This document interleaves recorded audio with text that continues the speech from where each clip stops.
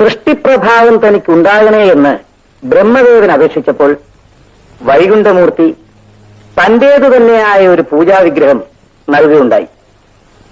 ആ പൂജാവിഗ്രഹം ബ്രഹ്മാവ് സന്താനങ്ങൾ ഉണ്ടാകാതിരുന്ന സുതപസ്സിനും പ്രശ്നിക്കും ദാനം ചെയ്തു.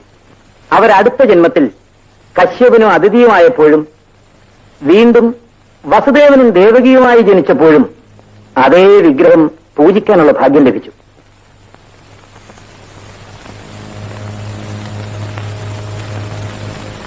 ദ്വാരകയിൽ പ്രതിഷ്ഠിച്ചിരുന്ന ആ വിഗ്രഹം ഭക്തന്മാർക്ക് സകല ഐശ്വര്യങ്ങളും പ്രദാനം ചെയ്തുകൊണ്ടിരുന്നു.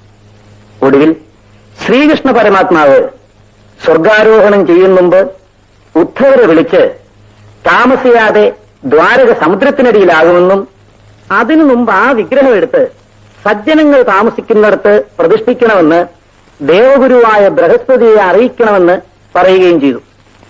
ദേവഗുരുവും ശിഷ്യനായ വായു ഭഗവാനും എത്തുമ്പോഴേക്കും ദ്വാരക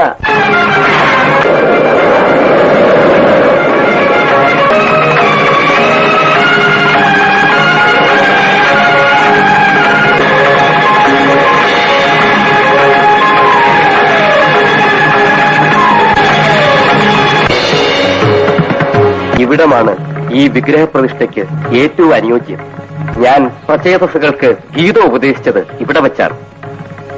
ധർമ്മലോപം കൂടാതെ ജീവിക്കുന്നവർക്ക് ആഗ്രഹസാധ്യത്തിന് ഈ കലിയുഗത്തിൽ ഇതുപോലെ മറ്റൊരു സ്ഥലവുമില്ല. ഗുരുവും വായുവും കൂടി ഈ പ്രതിഷ്ഠ നടത്തുന്നതിനാൽ ഇവിടം ഗുരുവായൂപുരം എന്നറിയപ്പെടട്ടെ.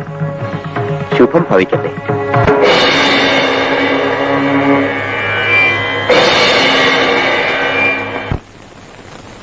ദേവഗുരുവും വായു ഭഗവാനും കൂടി അവിടെ വിഗ്രഹപ്രതിഷ്ഠ നടത്തുകയും പിന്നീട് വിശ്വകർമ്മദേവൻ ക്ഷേത്രം പണിയുകയും ചെയ്തു.